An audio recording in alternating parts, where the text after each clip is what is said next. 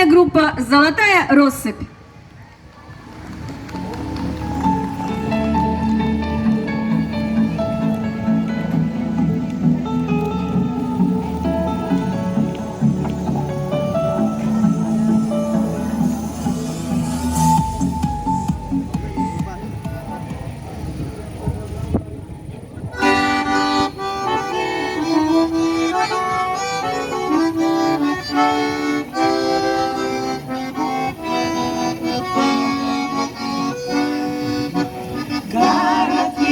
Высокой мохнатухой,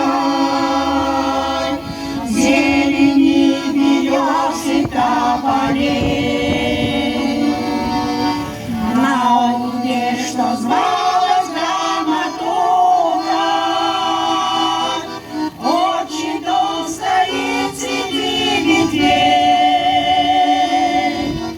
Хоть не все сбылось, что мы хотели,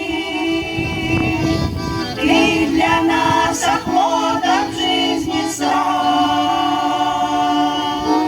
Городок заснеженный в метелях, юности и верности причал. Город Шиманаиха, бывшая столица, куст калины красной под моим окном. Город Шиманаиха, в розовых зорницах, небо голубое, птицы бьют крылом. И шумит над Марьиным утесом сад берез и ивовых кустов. Бегал здесь когда-то мальчик босый,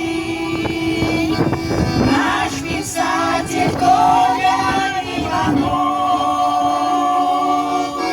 В огненных рассветах вечном зоре прошлая история твоя. И над водной гладью на рассоле разгорелась новая заря.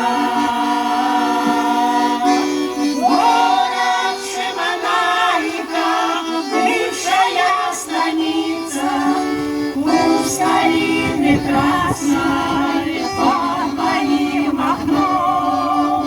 Город Шиманаиха, в розовых зорницах, небо голубое, птицы бьют крылом. Рожь склонила спелые колосья, сразу здесь за городской чертой льется песен хор многоголосье над Шиманаихинскою землей. Край родной, где все играют дети, наш любимый сердцу уголок. За тебя мы в жизни все в ответе.